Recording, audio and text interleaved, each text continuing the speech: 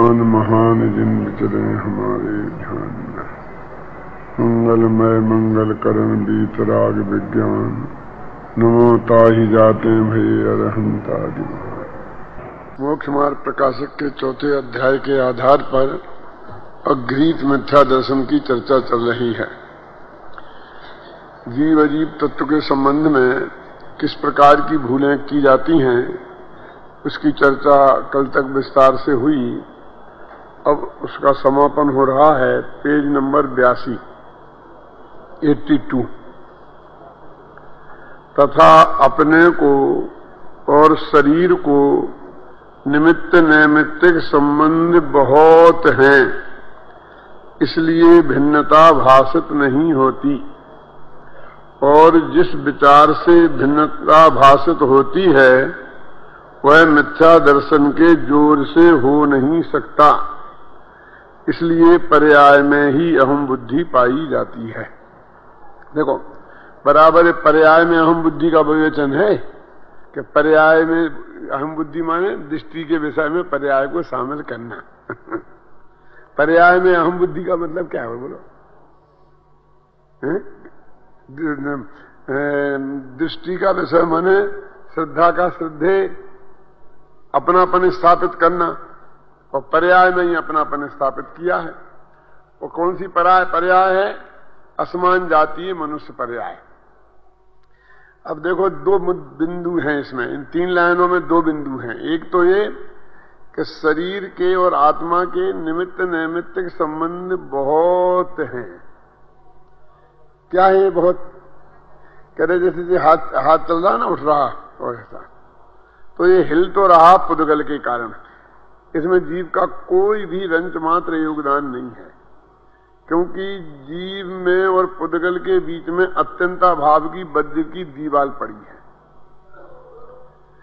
लेकिन निमित्त नैमित्तिक संबंध कैसा है कि जब हम जीव को ये हाथ ऊपर उठाऊं ऐसी इच्छा होती है, और उसी वक्त ये हाथ ऊपर उठता है। अब ये इसमें है तो निमित्त नैमित्तिक संबंध, माने दोनों ने क्रियाएं एक काल में हुई। यहां उसको ऐसी इच्छा हुई और यहां हाथ का सहज ही उठना हुआ, तो इसको ये भ्रम हो जाता है कि मैंने हाथ उठाया। क्या निमित्त नैमित्तिक संबंध बहुत हैं। यहां से व्यायाम करने का विकल्प आता है, वहां व्यायाम करने की क्रिया होती है, और वहां शरीर स्वस्थ हो जाता है, तो वो समझता है मैंने व्यायाम करके शरीर को स्वस्थ रखा। अब वो कहते हैं कि ऐसे निमित्त नैमित्तिक संबंध है, ये पुण्य के उदय वालों के बहुत ज्यादा होते हैं, और पाप के उदय वालों के कम होते हैं अपेक्षाकृत।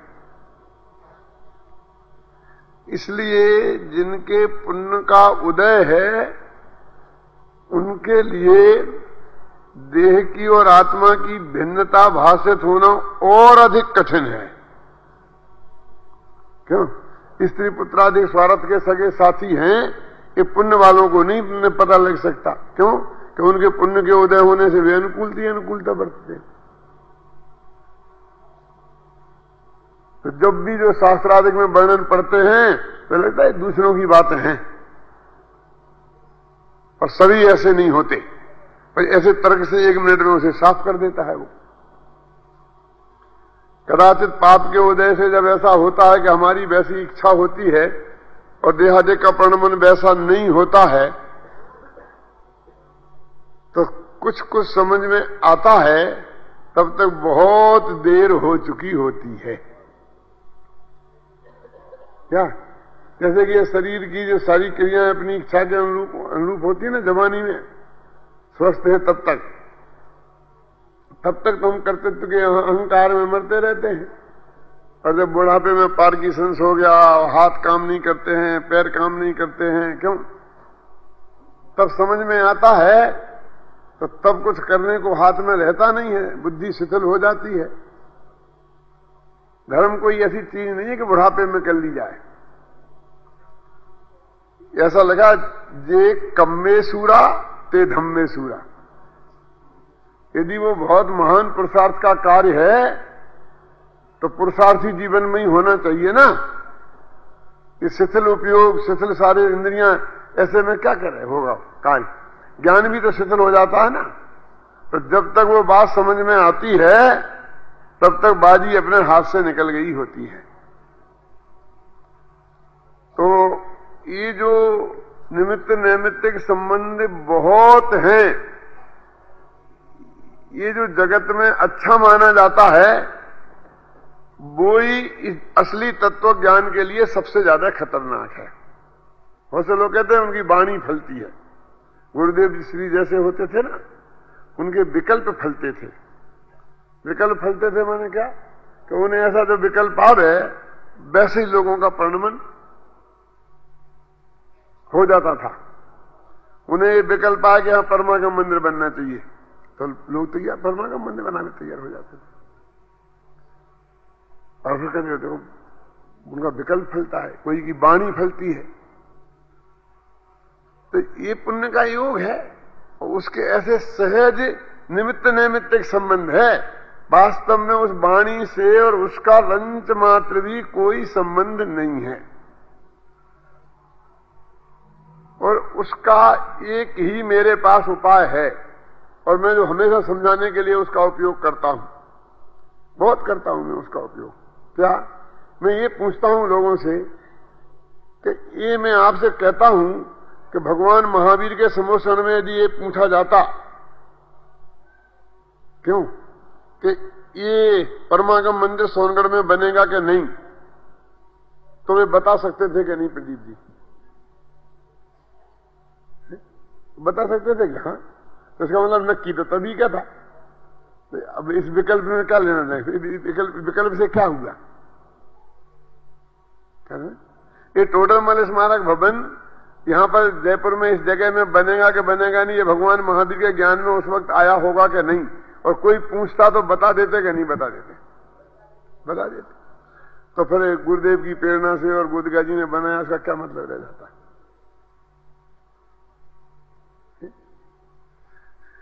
लेकिन जगत में ये व्यवहार इतना हावी है, इतना हावी है कि हमें वो सत्य सा ही लगता है, सत्य सानी सत्य ही लगता है।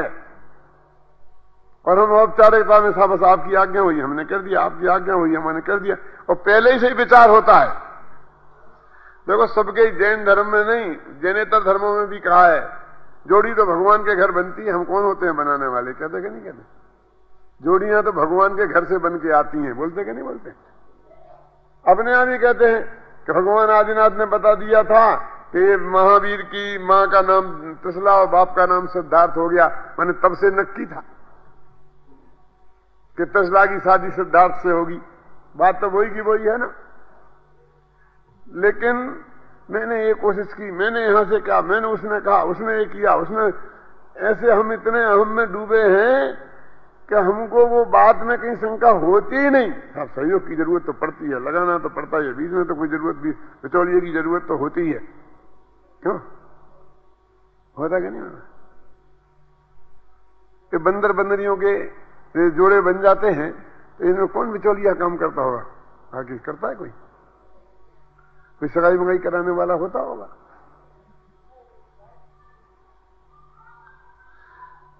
मेरे कहने का अर्थ है कि दो द्रव्यों के बीच में बिल्कुल वज्र की दीवार पड़ी है और एक द्रव्य दूसरे द्रव्य कुछ भी नहीं करता है। जो होना है बिल्कुल नक्की है और वो स्वयं से होता है। दो बातें नक्की हैं। कौन सी? जो होना है वो अनंत काल पहले से नक्की है और स्वयं से जो होना है वो स्वयं से ही होना है, पर से कुछ भी रंज मात्र होना नहीं है।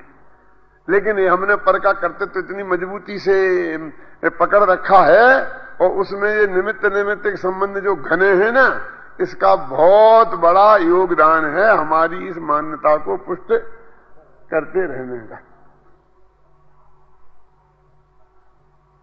मैं एक बात और भी कहता हूं इसी संदर्भ में, बहुत मर्म की समझने की है। दो सगे भाई हैं, जुड़वा भाई हैं, एक मां बाप से पैदा हुए, खूब प्रेम है, और फिर जवानी होती है, ऐसा समय आता है और वे न्यारे हो जाते हैं। क्यों हो जाते हैं न्यारे? वो तो प्रकृति से साथ थे, कि नहीं साहब अभी वो नहीं बनती है, तो हो जाते हैं न्यारे। तो फिर क्या करते हैं कि एक भाई किसी दूसरे की पार्टनरशिप में धंधा करता है और दूसरा भाई किसी दूसरे की पार्टनरशिप में धंधा करता है। तो मैंने कहा क्यों भैया पार्टनर क्यों बनाया तुमने? तुम्हें तो साथ अच्छा नहीं लगता था ना, इसलिए भाई से न्यारे हुए हो। कहता अभी काम अकेले होता है, इस काम में तो 2 आदमी तो चाहिए ही, घर के 2 आदमी चाहिए, उसके बिना नहीं होता। एक दुकान में बैठा एक बाहर माल लेने जाए, नहीं घर का आदमी नहीं हो तो काम में 2 आदमी चाहिए। तो 2 थे ना तुम, ये प्रकृति ने तुम्हें 2 को एक साथ जुड़वा पैदा किया था, क्यों? तुम दोनों थे ना, और दोनों बेई कपड़े की दुकान, बेई आधी बांटी है और दोनों ही अगल बगल में बैठ रहे हो, फिर धंधा कर रहे दूसरे करेगा दूसरे करेगा, ये नहीं बना। क्यों मनोहरलाल जी? और पार्टनर की भी जरूरत है, साथी की जरूरत है। तो जो नेचुरल साथी था कि जिसके पेट में 2 पैसा ज्यादा भी चले जाते तो कोई दुख की बात नहीं थी, क्योंकि अपने सगे भाई के घर गए, उससे तो तू हुआ न्यारा। क्योंकि मुझे अकेला रहना था तो मेरी समझ में आता है कि तेरा न्यारा होना सही था। तो दोनों को एक पार्टनर की जरूरत है। इसका क्या, ऐसा क्यों होता है? राजकुमार कभी सोचा? इसका मेरे पास बहुत जबरदस्त कारण है। अभी दोनों भाई हैं, एक को तो होना है करोड़पति और एक को होना है रोड़पति। दोनों के कर्मों के उदय में अंतर है। अब वे पार्टनर रहेंगे तो ऐसा हो नहीं सकता है। उन दोनों का पुण्य का उदय एक सा हो भविष्य में, तो वे एक साथ रह सकते हैं। समझ में आए ना? इसलिए बुनियादे होते हैं। और फिर पार्टनर क्यों बनते हैं? कि जैसा इसका भविष्य है वैसा ही जिसका भविष्य है वो आगे उसे जुड़ता है। अगर वो उन दोनों का भविष्य जिनका एक सा है वे जुड़ेंगे, और अभी भी मिले क्यों? वही जुड़वा हो जाता है, इसका ये नहीं होता कि ये जन्म के काल में एक घर में एक थाली में एक मां बाप से पलने पुसने का, ये उस वक्त तक इनका भाग्य इन 2 का एक सा था, और इसके बाद इन 2 का एक सा है। हम क्या करें? क्या कर सकती प्रकृति उसको? आपको समझ में आया ना? यहां से जुड़ना वहां से जुड़ना, यहां से जुड़ना यहां से जुड़ना, ऐसा होता ही रहता कि नहीं होता रहता है? वो उस पर निर्भर करता है। ख्याल में है ना? इसलिए इसमें तुम्हारा कुछ चलने वाला नहीं है कि हम बहुत प्रयत्न करके 5 साल एक साथ रहे और प्रयत्न करके फिर अलग हो गए। कुछ नहीं हुआ है।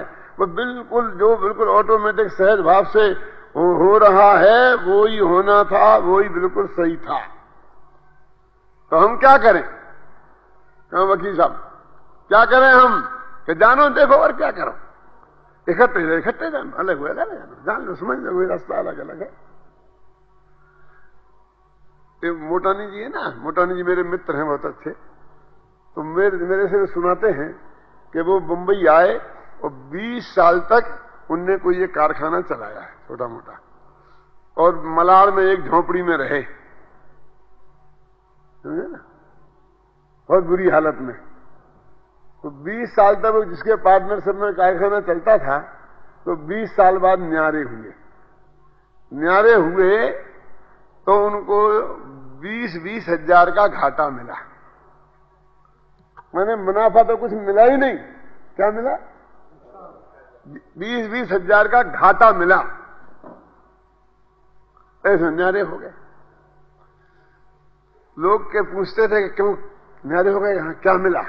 तो बोले हमको ये शर्म लगती थी कि घाटा मिला ये कहने में, तो कहते 20 हजार। ऐसा बोलते वो घाटा है तो मुनाफा, ऐसा नहीं बोलते। 20-20 हजार ऐसा बोलते। क्या वो उस पार्टनर ने क्या कि जिस दूसरे ने कारखाना ले लिया ना, तो उसको इन्हें 20 हजार देने निकले। मतलब 20 हजार का घाटा मिला। मैंने क्या, तुम न्यारे होने के लिए 20 हजार देने पड़ेंगे। आप समझ गए होंगे, व्यापारी लोग हैं बहुत अच्छी तरह से। इसलिए इन्होंने कहा ना 20-20 हजार का घाटा, इसलिए मैंने कहा 20 हजार का नहीं 20 हजार का। क्योंकि 20,000 तो उसे देना है जिसने वो कारखाना लिया, और वो समझता था कि मैंने इसको अलग कर दिया और मैं पूरे कारखाने का मालिक हो गया। क्यों? और 20,000 रुपये भी मिलेंगे, वो कारखाने का मालिक हो गया। और वो आज वो उसी हालत में, और वो उसे ढो रहा है, रो रहा है। और ये कहां से कहां पहुंच गया अपन सब देखते हैं। तो मेरे से पूछते थे कि ये कैसे हुआ। मैंने कहा जब तक तुम्हारे दोनों का काल एक सा था तब तक तुम पार्टनर रहे, और तुम्हारे भाग्य के उदय का काल आ गया था और उसके भाग्य के उदय का काल नहीं आया था, इसलिए तुम्हें न्यारे होना जरूरी था। तुम न्यारे नहीं होते तो हम भी वैसे ही रहते। ये कहां से लाए तुम? ये कोई कारखाने में थोड़ी है लिखा गया वो कारखाने वाला ऐसा रहेगा। वो तुम्हारा जब अलग अलग भाग हो गया था तो इकट्ठे रहते कैसे, ये तो कहां से लाए? तो ये निमित्त नैमित्तिक संबंध इतने हैं कि हमारा भ्रम भंग नहीं होता है, क्योंकि हमने निमित्त को कर्ता मान रखा है। इसने ऐसा किया तो ऐसा हो गया, ऐसा किया तो ऐसा हो गया, ऐसा किया तो ऐसा किया, जरा आपने सारा कर दिया तो हमारा काम हो गया, सब उन्होंने ऐसा कर दिया। कुछ नहीं है, ये सब होना था उससे ही होता है। और जो होना होता है उसके लक्षण कुछ समय पहले से प्रकट हो जाते हैं। सूक्ष्म ज्ञान वाले जान लेते हैं, और स्थूल ज्ञान वालों की समझ में नहीं आता है। अभिनंदन जी कल परसों के व्याख्यान में कह रहे थे ना कि वो जंगल के जो पशु है ना, वो बरसात आने होती है तो भागते हैं घर की तरफ, वे झाड़ियों के नीचे छिपने की तरफ भागते हैं, और उससे ग्वाले भी जान लेते हैं कि कोई भयंकर बरसात होने वाली है, इसलिए पशु ऐसी प्रवृत्ति हो गई है। तो ग्वालों को भी पता लग जाता है, पशुओं को पहले पता लगता है, ग्वाले को तो पशुओं को देखकर पता लगता है। दिया था ना अभिनंदन जी ने उदाहरण, है क्या? हाँ, मिट्टी की कुछ जो भी मतलब उनको पता चल जाता है। तो ऐसे ही वो जो भविष्य कल होने वाला है वो ख्याल में आ जाता, क्योंकि अनंतर पूर्ववर्ती पर्यायों का असंख्य सिलसिला है। पृथ्वी वो उधर को ही जाती है। जिस कार को चंबल की घाटी पर जाकर किसी ट्रक के नीचे टकरा करके चकनाचूर होना है, और जिन 6 आदमी को वहां पर उसके आगे नीचे जाके मरना है, और वो अभी दिल्ली में खड़ी है कि जयपुर में खड़ी है, तो बहुत तेजी से दौड़ के भाग की जाती है, क्योंकि ट्रक तो मुरैना में ही खड़ा है, अब यह 10 किलोमीटर में ही आ जाएगा और मैं तो 300 किलोमीटर दूर हूं। वो जगह भी नक्की है ना, अभी उसने पुल पार कर लिया तो मैं उसके नीचे जाके मरूंगी कैसे? उसे पता नहीं होता है क्यों, लेकिन उसके ड्राइवर को बुद्धि ऐसी सूझती है कि दबाए जा, भागा भागा भागा भागा भागा। वहां जाके कहीं कुछ करना नहीं है, वहां कोई बहुत बड़ा काम नाटक नहीं रहा है, क्यों? सोना ही है जाके, लेकिन फिर भी भगा। तो वो अनंतर पूर्ववर्ती पर्यायों का सिलसिला कि ये समझ लो कि नींद आ रही है, आंखें बंद हो जा रही हैं, वो एक्सीडेटर दबाया जा रहा है, वो चला जा रहा है, तो अनंतर पूर्ववर्ती पर्यायों का सिलसिला है जो उसे उस मौत के मुख में की तरफ धकेल के ले जा रहा है।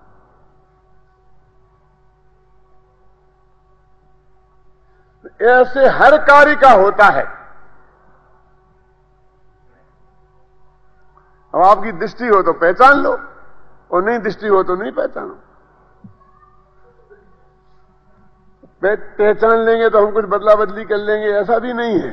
पहचान के भी कुछ होने वाला नहीं है, ये समझ लेना।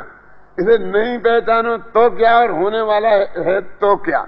मैं तो ये बताता हूं कि वो पर्याय एकदम अचानक नहीं आती है, उसके अनंतर पूर्ववर्ती पर्यायों का अनंत सिलसिला होता है। सम्मत जैसी पर्याय, उसके पहले असंख्य पर्यायों का तो कर्ण लब्धि वाला सिलसिला है कि इसके पहले कैसी होगी, इसके पहले कैसी होगी, इसके पहले कैसी होगी, इसके पहले कैसी होगी, इसके पहले असंख्य का, और उसके पहले प्रायोपलब्धि का, फिर देशनालब्धि का। कितना बड़ा सिलसिला है कि ऐसे हो जाता सम्मत दर्शन फटाफट हुआ। ऐसा भी कर, एक क्षण पहले मिथ्या दृष्टि से, एक क्षण बाद सम्य दृष्टि हो गए। ये बात भी सच्ची है एक अपेक्षा से, और एक वो सिलसिला जो अनंत पूर्ववर्ती क्षणवात्म है पर्यायों का है वो भी है। तो ये सब उपादान, अनंत पूर्ववर्ती पर्याय क्या है? ये उपादान। तत्समय की योग्यता क्या है? ये उपादान। इसका तो इसको ख्याल नहीं है, और वो निमित्त निमित्त संबंध दिखते हैं बस बाहर के, यहाँ के वहां के, यहाँ के वहां के, बस उन्हीं को सारा कर्ता मान के बैठता है। कब आपने ऐसा कर दिया, मैंने ऐसा कर दिया, तूने ऐसा कर दिया, इसलिए ऐसा हो गया, फिर उसका ऐसा हो गया, फिर ऐसा हो गया। क्यों? इतना ये हॉल यहां भरा है खचाखच। पहले 4 दिन पहले आप कह सकते थे कि भरेगा कि खाली रहेगा, क्या होगा? नहीं कह सकते थे ना? क्यों? केवल भगवान महावीर कह सकते थे कि नहीं? सर्वज्ञता सिर्फ इसी काम की है हमारी। भगवान महावीर की सर्वज्ञता हमारे किस काम की? हमारे को जब सर्वज्ञता होगी तब हमारे काम आएगी। भगवान महावीर की सर्वज्ञता किस काम की है? इस काम की है कि हमें समझ जाने कि सर्वज्ञता का स्वरूप क्या है, और उससे सब कुछ सुनिश्चित है, ये नक्की है। माने ये जो आज घटित हो रहा है वो सब भगवान महावीर के ज्ञान में 2500 वर्ष पहले हाथ पर रखे हुए आंवले जैसा दिखाया था। वर्तमान बत, मैंने गुरुदेव का कोटेशन आज एक लिखा है वीतराग विज्ञान में। मैं रोज ही ना उसे लाने की कोशिश करता हूं और आते वक्त भूल जाता हूं। वहां से लाता हूं ऑफिस से घर, कि शाम को जाके पढ़ के सुनाऊंगा सबको, और घर से यहां आता हूं तो भूल जाता हूं। 4 दिन से सोच रहा हूं ऐसा। अभी कल ला पाऊंगा कि नहीं ला पाऊंगा मुझे पता नहीं, भगवान महावीर को पता होगा। उसमें क्या लिखा है मैं मुंह से ही सुना देता हूं।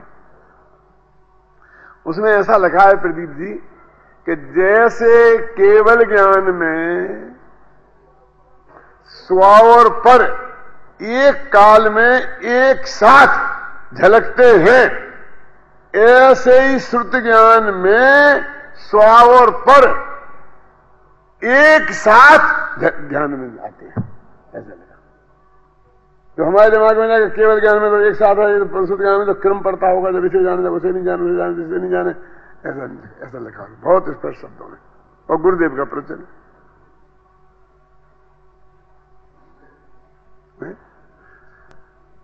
वो उन गाथाओं के ऊपर है। ये जो 300 वो है ना गाथाएं, ये कहते गंध नहीं कहती है तू हमें सूंघ, रस नहीं कहता है कि तू हमें चख, स्पर्श नहीं कहता है तू हमें छू, है ना? ये गाथाएं जो है ना 373 से 382 तक, उन गाथाओं में ऐसा लिखा है कि ये नहीं कि तू हमें जान, क्या लिखा? ये पदार्थ ये नहीं कहते हैं कि तू हमें जान, वो कहते आत्मा भी जानने के लिए उनके पास जाता नहीं है। भाई ये सार का बिंदु है। क्या ये ज्ञान के पास नहीं आते हैं और ज्ञान को अपने को जानने के लिए प्रेरित नहीं करते हैं, और ज्ञान इनके पास नहीं जाता है, और ये पदार्थ मेरे ज्ञान के गेय बने, ज्ञान भी इस तरह उनको प्रेरित नहीं करता है। वे गेय पूरी तरह स्वतंत्र अपने गेय में रहकर परिणमन करते हैं, और ज्ञान अपने ज्ञान में रहकर स्वयं ज्ञान में परिणमन करता रहता है।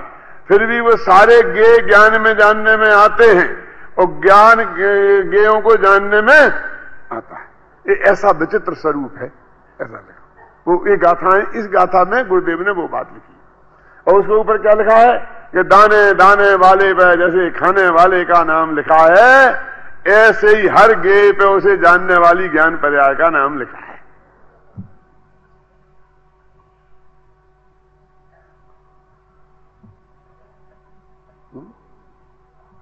वो लग रहा है ना, स्वपर को एक साथ नहीं जानता, स्वपर को एक साथ नहीं जानता है, और फिर अपन को बहुत माथा मारना पड़ता है। वो लब्धि में जानता होगा, वो उपयोग में जानता होगा, वो इसको जानता है, ऐसा हो जानता है, बहुत कोशिश करनी पड़ती है ना।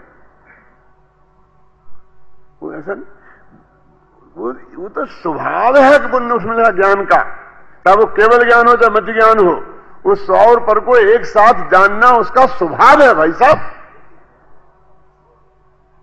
ज्ञान का, ज्ञान पर्याय का वो स्वभाव का लोप कैसे हो सकता है? तो ये तो जो हमारे सूक्ष्म ज्ञान की जो मैंने बना ना, जो जिस ज्ञान को जानने की योग्यता होगी उसको ही जानेगा, तो वो एक साथ सबको नहीं जानता ना। तो जिसको जानने की योग्यता नहीं है उसको नहीं जानेगा। तो ऐसा कुछ पदार्थ जानने में आए, कुछ नहीं आए जानने में आए, उसमें ऐसा सुपर का विभाग नहीं है। और जब कहते एक समय में एक ही जानने में आएगा, तो वो अकेला कोई आत्मा ही पे थोड़ी घटित होता है, वो तो पुद्गल भी तो दो है ना। तो दो जानने में नहीं आए तो दो पुद्गल परमाणु कैसे जानने में आएंगे एक साथ? और परमाणु को जानने में नहीं आता, स्कंद ही जानने में आता, वो तो अनंत पुद्गल परमाणुओं का पिंड है। एक घड़ी आपको जानने में आई कि नहीं आई? तो एक ही तो है ना, एक है क्या अनंत है? इसमें सुई अलग है, अक्षर अलग है, ऊपर का कवर अलग है, पीछे का सफेद अलग है, हरा अलग है, अलग अलग नहीं है। एक चीज है, तो एक जानने में आ रही, साथ में क्या अनेक? इसलिए अनेक जानने में नहीं आती हैं। वो न कहां से सुन लिया तो बस ऐसा खचित हो गया है कि एक समय में एक ही चीज जानने में आती है। वो तो इसलिए उपदेश का शब्द है कि देखो तुम धर्म भी पढ़ना चाहो, वो कहता है दो मुख सुई सिए न कंथा, दो मुख पंछी चले न पंथा, दो काम नहीं होए सयाने, विषय भोग अरु मोक्ष भी जाने। वो ऐसा स्थूल उपदेश है। ये भी पूरी तरह सत्य नहीं है। दो काम एक साथ होते हैं। देखो चौथे गुणस्थान में मोक्ष मार्ग शुरू हो गया क्या नहीं हो गया, और विषय भोग है क्या नहीं है? बोलो है क्या नहीं? बोलो मोक्ष मार्ग शुरू हुआ कि नहीं? मोक्ष का जाना मार्ग आरंभ हो गया, और पांचवें गुण स्थान में भी विषय भोग भी है और मोक्ष का मार्ग भी आगे बढ़ रहा है। तो बहुत स्थूल कथन है। जैसे दो काम एक साथ नहीं हो सकते हैं कि तुम्हें लोभ भी करने और बढ़िया काम भी हो जाए, सब कितना ऐसा नहीं होगा। एक बहुत मोटी बात है वो, जो लौकिक नीतिगत उपदेश है सामान्य, बहुत स्थूल, और उसको हमने बिल्कुल सूक्ष्म तत्व ज्ञान पर लगा दिया। तो ये जो हो रहा है स्वयं से होता स्वयं जगत परिणाम, और उसमें निमित्त नैमित्तिक संबंध बहुत होने से इस जीव को भिन्नता भाषित नहीं होती। एक पॉइंट हुआ। अब दूसरा क्या है? बिना देखे बताओ। वो तो 8 बार आने वाला है। जो पॉइंट दूसरा मैं बता रहा हूं वो तो 6-7 बार आने वाला है। वो पंक्ति इसमें 6 दफे आएगी। दूसरा है कि जिस विचार से भिन्नता भाषित होती है वह विचार मिथ्यात्व के जोर से हो नहीं सकता है आपकी किताब में। अब देखो किताब है ना, 82 पेज पे दूसरी पंक्ति। और जिस विचार द्वारा भिन्नता भाषित होती है वह मिथ्या दर्शन के जोर से हो नहीं सकता, इसलिए पर्याय में ही अहम बुद्धि पाई जाती है। अब वो जिस विचार से भिन्नता भाषित होती है वो विचार मिथ्यात्व के जोर से हो नहीं सकता। अब ये कौन सा विचार है वो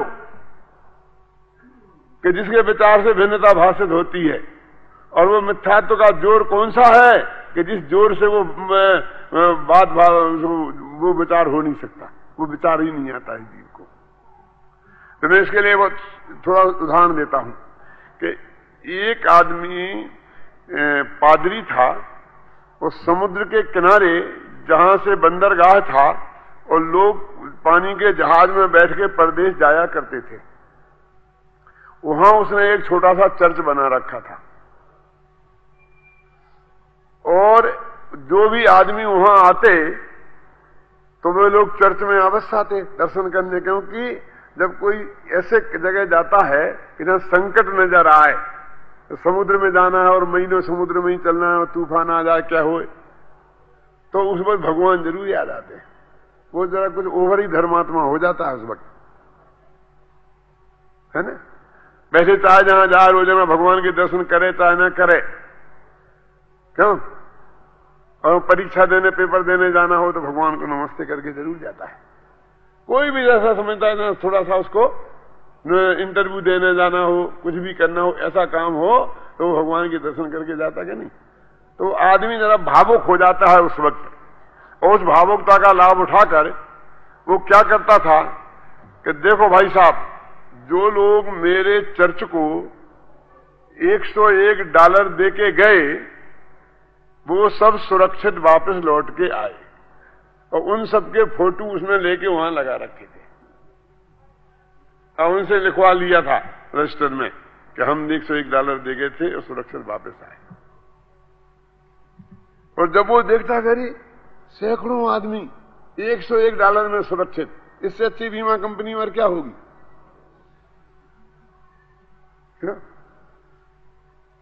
वो और बीमा कंपनी तो आप समझ में आई ना, वो ये कहती है कि तुम मर जाओगे तो मैं तुम्हें $10,000 दूंगा, वो ये नहीं कहती कि तुम मरोगे नहीं।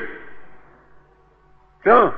और $1,000 लेती है बीमा का, और ये तो $100 और पक्की गारंटी जिंदा रहने की, ख्याल में है ना। तो हर एक आदमी से $101 उसे दे देते, क्योंकि सहज तो ऐसे गतानुगतिक है।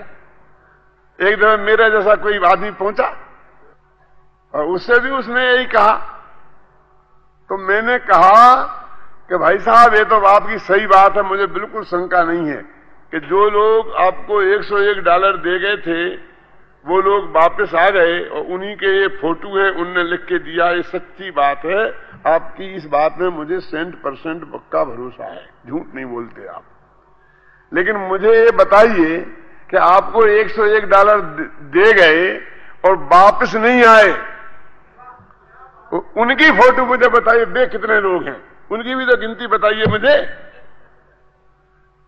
और जो आपको $101 दिए बिना गए उनमें कितने मर गए और कितने वापस आए, इस चारों का मैं गणित बिखा देख के फिर तय करूंगा कि मुझे क्या करना। बोले उनके आंकड़े मैं क्यों रखूं?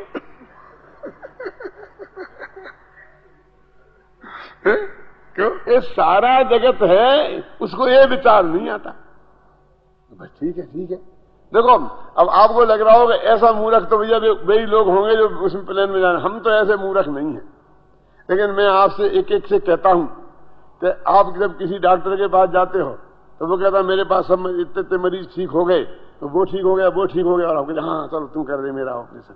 उससे ये भी कहते हो कितने ठीक नहीं है, चाहे वो होम्योपैथिक हो, चाहे ये भी हो, चाहे वो ऐसा ना सोंठ मिर्च पीपर देने वाला होए, तो ऐसी मलम रखे होए, पंडित जी ले जाओ अपने घुटने में लगाना, फिर ठीक हो जाएगी। मेरा तो ठीक हो गया, तो तेरा हो गया तो मैं भी लगाता हूं। और जितने रो रहे हैं जिनके नहीं हुए हैं उनकी ना कोई सुनता है ना वे किसी से कहते हैं। वे कहते हैं किसी से, बोला हम सब वैसे ही हैं, इसीलिए तो इतना गीत में थप चल रहा है। बहुत खतरनाक बात कहता हूं। लोग कहते गुस्से में मत कर, मैं गुस्सा मुस्सा नहीं आता है, बहुत सब सोच समझ के बोलता हूं, एक एक शब्द सोच समझ के बोलता हूं। तो कभी बोलने की स्टाइल में तेजी नरमी होती है। ये जो अमिताभ बच्चन जब उस पर नाटक में करता है तो वो गुस्सा करता है, तो गुस्से में गुस्सा कर सकता है कोई? गुस्से में गुस्सा कर सकता है? रोना आ रहा हो तो रो सकता है स्टेज पे? वो तो पूरा होश में रहता है, तब वो ढंग से रो सकता है, तब ढंग से पीट सकता है, तब ढंग से पिट सकता है, तब ढंग से गुस्सा कर सकता है। गुस्सा होना अलग बात है और गुस्से का प्रदर्शन होना अलग बात है। समझ में आया ना आपकी? मैंने गुस्सा आ जाए तो प्रवचन ही बंद हो जाए, वो प्रवचन चालू रहता है ना। क्या भागवत जी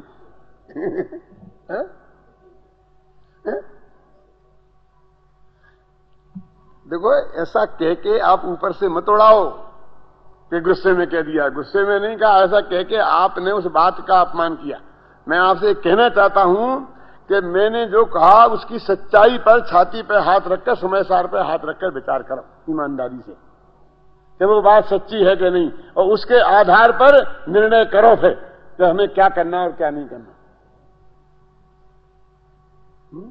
अभिनंदन कुमार कह के गया है मेरे से कि अब मैं भविष्य में प्रतीक मृतीक नहीं चढ़ाऊंगा, जितने हैं मेरे पास उनके निकाल निकुल के खत्म करूंगा, भविष्य में इस चक्कर में नहीं करूंगा। हाँ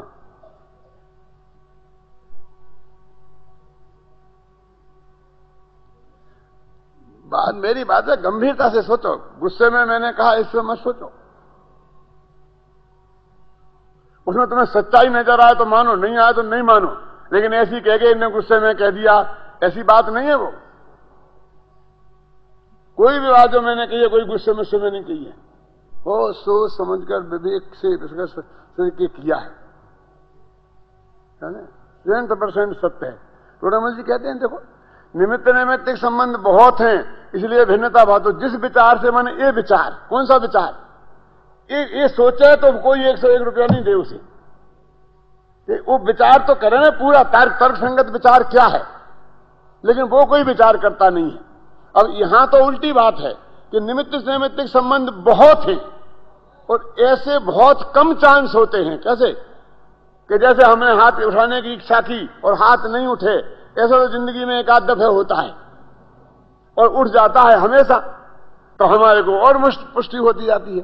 तो चांस बहुत कम है और फिर हमारा मिथ्यात्व के जोर से वो विचार ही नहीं आता है। मिथ्यात्व का जोर माने क्या,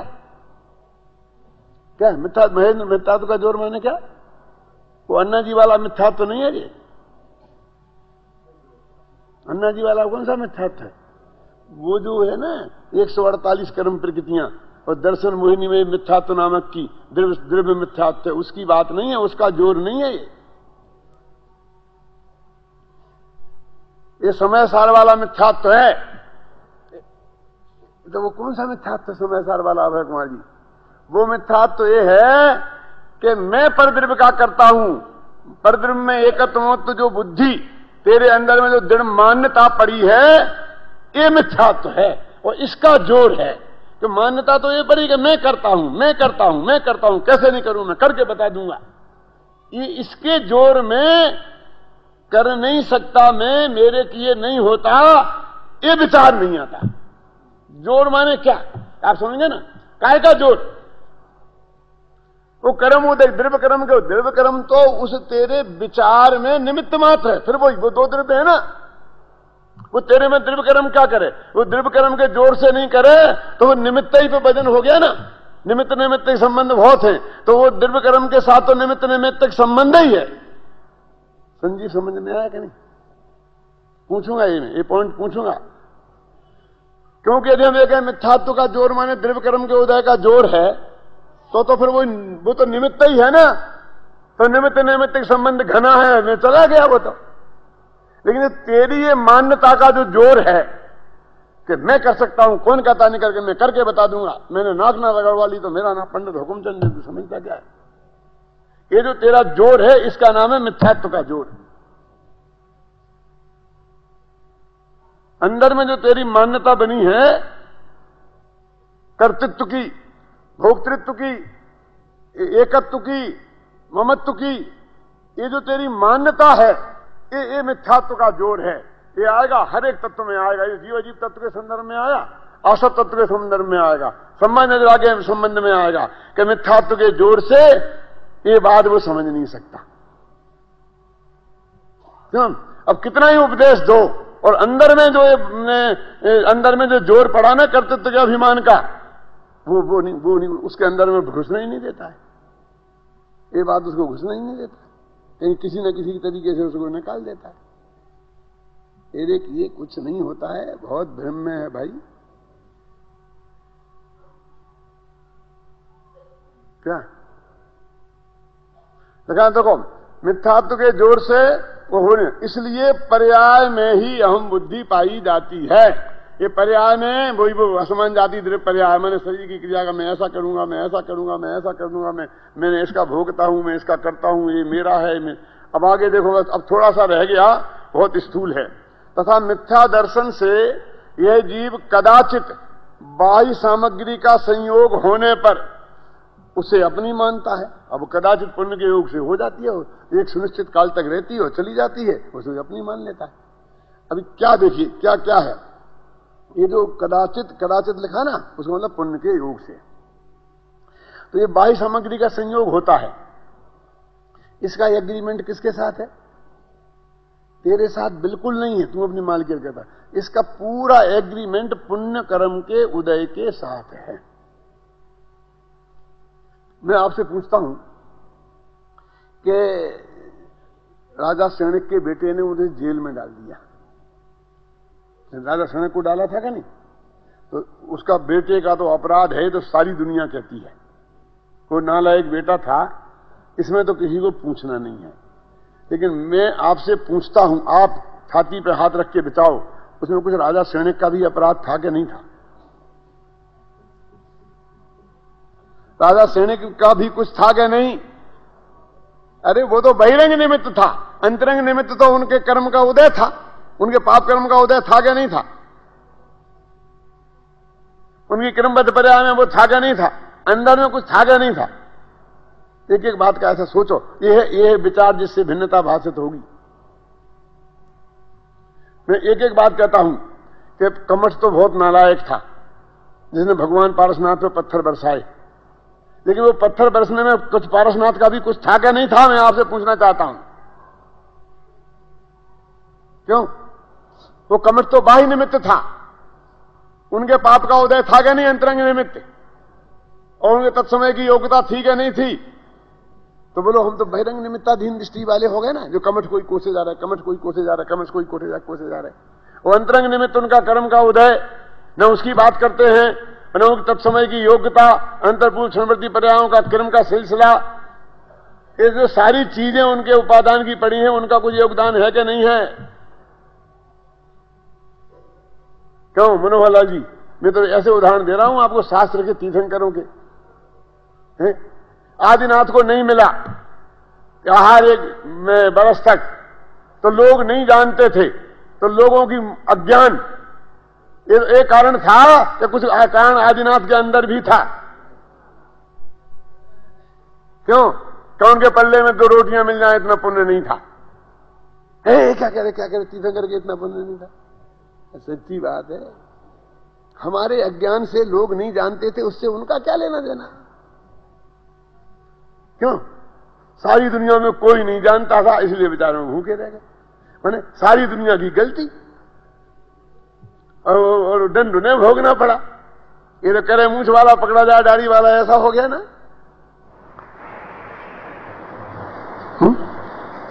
तो हम क्या करें? हमारे माँ बाप ने हमें पढ़ाया लिखाई नहीं, कुछ दिया ही नहीं, हम क्या करें? हमारी गलती क्या? गलती तो माँ बाप की है।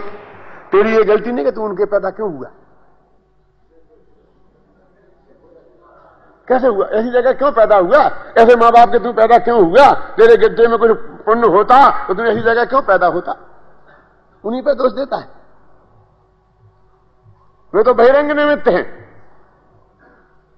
उनने तेरा क्या किया? ते अपने पुराने पूरा भविष्य जो गांठ में बांध के लाया, ये है वो विचार जिससे भिन्नता भाषित होगी।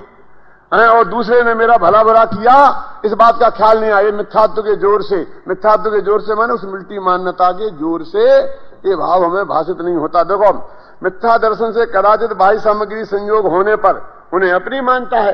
अब होगा क्या कि हमारे जितने काल का पुण्य का उदय उतने काल रहेगी, और पुण्य का उदय समाप्त हुआ और चली जाएगी। पाप का उदय होगा तो प्रतिकूल सामग्री आ जाएगी, पाप का उदय खत्म होगा तो चली जाएगी। क्यों? पुण्य के उदय से लायक बेटा होता है और पाप के उदय से नालायक बेटा होता है। यदि हमारा पूरे जीवन भर पुण्य का उदय रहा तो बेटा लायक रहेगा, और यदि जीवन भर पाप का उदय रहा तो जीवन भर नालायक रहा। और कहीं ऐसा हुआ बबलू कि थोड़े काल में पुण्य का उदय आ गया, थोड़े काल में पाप का उदय आ गया, तो क्या होगा? अब बेटा तो पैदा होना बंद हो गए फैमिली प्लानिंग के जमाने में। अब क्या होगा? अरे वही लायक बेटा, वो नालायक होते देर नहीं लगेगी, और तेरे पुण्य का उदय आएगा तो उसी को लायक होते हुए देर नहीं लगेगी। समझे ना? 1 मिनट में आंख बदल देगा। मैं भले भले का साथी हूं, मैं किसी के पाप का साथी थोड़ी हूं। खोटा करेगा तो भोगेगा। क्या हुआ? पकड़ा गया क्या है? जब उस पर आरोप लगाया है कि क्या किसी मां बहन को छेड़ा था, अब झूठे आरोप लगा। मैं पाप का साथी नहीं हूं, छेड़ेगा तो भोगेंगे, चाहे मैं क्या करूं? अरे 1 सेकंड में ऐसी कहने लगेगा सगा बेटा कि क्यों छेड़ा उनने बुढ़ापे में? क्या कुछ सूझी कि भाई उनने नहीं छेड़ा लेकिन आरोप लगा। ऐसे थोड़ी लगता है आरोप। 1 मिनट में ऐसा कहने लगेगा बेटा। अगर पुण्य का उदय आएगा तो कहेगा नहीं नहीं नहीं, मैं तो गलत समझ गया था, ऐसा नहीं हुआ, मुझे तो उसने बताया कि वो बात झूठी है। 1 मिनट में ऐसा वो जो हुआ है उसमें तेरे पुण्य पाप का उदय काम कर रहा है भाई साहब, उसका भी है कुछ, ऐसा नहीं है कि उसका कुछ नहीं है। समझ में आया कि नहीं आया? तो ये जो संयोगों का सारा खेल है, वो सारा खेल तो पुण्य पाप के उदय के अनुसार है, वो कादाचित के है, वो तो कभी कभी होता है, वो निरंतर तो होता नहीं है। लिखा नहीं लिखा? पुत्र, स्त्री, धन, धान्य, हाथी, घोड़े, किंकर, महल आदि प्रत्यक्ष अपने से भिन्न है और सदा काल अपने अधीन नहीं है। 2 बातें हैं ना, ये तो प्रत्यक्ष भिन्न और सदा काल अधीन नहीं है, आंख बदलते देर नहीं लगती है। ऐसे स्वयं को भासित होते हैं तथापि उनमें ममकार करता है। क्यों? कि मिथ्यात्व के जोर से वो इस बात को स्वीकार ही नहीं करता है। क्यों? वो जेल में डलवाया हुए और फिर कोई आके कहेगा तुम्हें मालूम है जेल में तुम्हें किसने भिजवाया है? तुम्हारे सगे बेटे ने तुम्हारे विरुद्ध रिपोर्ट लिखाई है, उसने डलवाया तुम्हें। नहीं, मैं ऐसा नहीं मान सकता हूं, वो ऐसा नहीं है, मैं नहीं मान। अरे भाई साहब, जिसके नाम की जो एप्लीकेशन पे उसने नाम लिखा है, सब बात है, पक्की है, मैं नहीं मान सकता। काय का जोर है? वो राग का जोर है, वो राग का जोर है। उस राग के जोर में ये नहीं मान सकता कि उसने ऐसा किया होगा। मैं नहीं मानता हूं ऐसा किया होगा, ऐसा हो सकता है। कहते एक दफा अपनी तरफ तो देख कि ये मिथ्यात्व की वजह से पर के कर्तृत्व का जो अंधकार है, वो ये जो जोर है मिथ्यात्व का, ये नहीं मानने देता है ना। और हो गया ना समय? तो पुत्रादिक में ये है सो मैं ही हूं, ऐसी भी कदाचित भ्रम बुद्धि होती है। यदि ऐसा मूर्ख है, कभी कहता है कि पुत्र मेरा है और कभी कहता है पुत्र मैं हूं। यानी मैं हूं माने अहम बुद्धि, मेरा है माने मम बुद्धि, और नक्की नहीं कर पाता है कि मैं हूं कि मेरा है। कभी कहता है मैं हूं, पुत्रादिक जिंदा रहे तो मैं ही जिंदा रहा, और कभी कहते मेरे पुत्रादिक। तो कहते हैं कि जब वो नक्की नहीं हुआ ना और उपयोग दोनों तरफ घूमता है, तो उसका नाम है भ्रम बुद्धि। एक हुई एकत्व बुद्धि, दूसरी हुई ममत्व बुद्धि, और तीसरी हुई भ्रम बुद्धि। तथा मिथ्या दर्शन से शरीरादिक का स्वरूप अन्यथा ही भाषित होता है। अनित्य को नित्य मानता है, एक कल समझाऊंगा। भिन्न को अभिन्न मानता है, दुख के कारण को सुख का कारण मानता है, सुख के कारण को दुख को सुख मानता है, इत्यादि विपरीत भाषित होता है। इसमें तो बहुत माल है, अभी पूरा कैसे कर दूं, तो टाइम लगेगा, कल करेंगे। आनते सूझे लो कालो सो वाणी मस्तक नमो सदा देत हूँ ढो, सदा देत हूँ ढो।